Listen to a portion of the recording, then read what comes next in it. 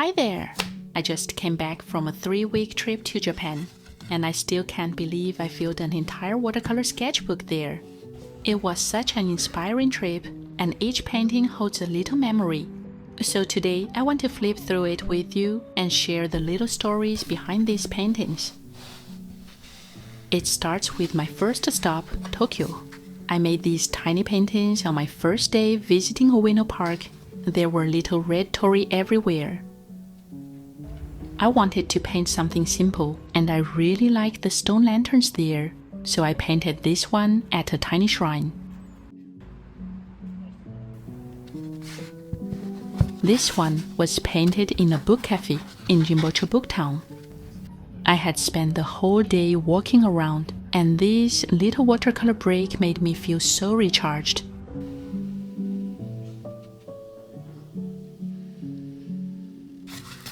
This was one of my favorite spots in Tokyo, Nezu Shrine. It's such a tiny and lovely place, with a beautiful temple and a koi fish pond. I arrived at the shrine early in the morning for a quiet painting moment. Sketching in front of this beautiful temple felt so peaceful and relaxing. I actually visited it last year too, and back then I only painted this fish pond in my tiny sketchbook. This time I came back and painted a wider scene. Repainting the same place from a new angle made me realize how much my style has changed. I also feel much more comfortable painting outdoors now. Then I went to Osaka, my second stop. Nakasakicho was a lovely neighborhood for city walk and for urban sketching with all those cute little houses. I could honestly spend the whole day there just wandering around. This one was from a cozy afternoon in Miyotsukushi Park. It was really fun to paint the tiny people having picnics in the park.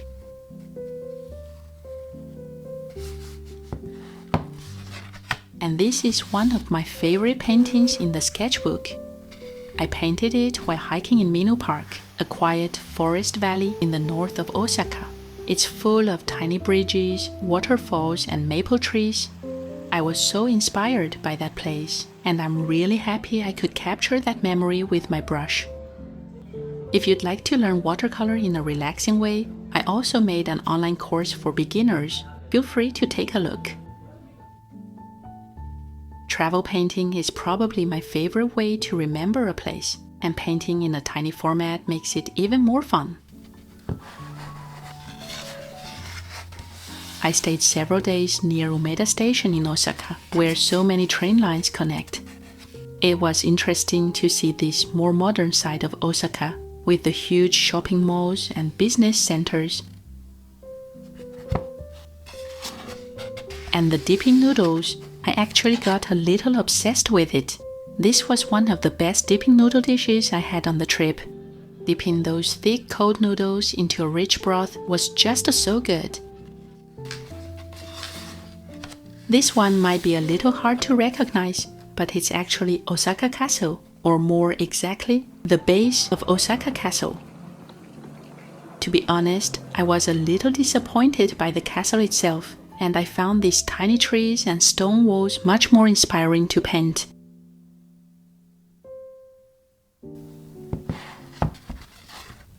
Then it's the highlight of this trip. I spent 2 nights in Koyasan, the center of Shingon Buddhism. Painting around temples was such a special experience. It really made me slow down, and I can finally enjoy every second of calmness and all the tiny details in the architecture. The temples were incredible, but I was even more impressed by the giant cedar trees. They felt like protectors standing around the temples.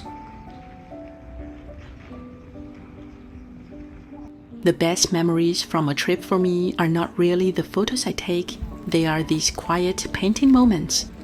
Sketching right in front of them made the whole moment even more memorable.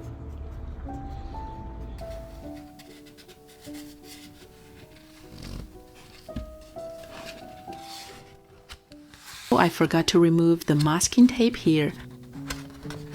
I painted this one during my day trip to Nara. There were so many adorable, very polite deer everywhere. It felt a little surreal to spend the whole day alongside deer. I'd definitely love to revisit this place next time.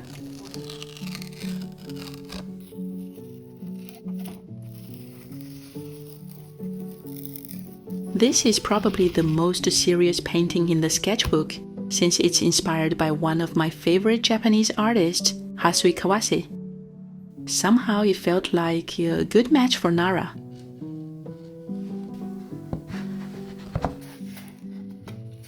This was a quick sketch I made on the train to Kyoto. Honestly, painting on that very shaky train was not a good idea, but it turned out better than I expected. I especially like the view I put in the windows.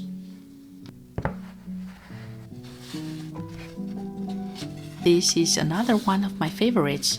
It's from Kyoto, my last city stop. I saw this scene right in front of Shimogamo Shrine. The people wearing kimonos looked so elegant, so I had to paint them. I think I'm really starting to fall in love with painting tiny people.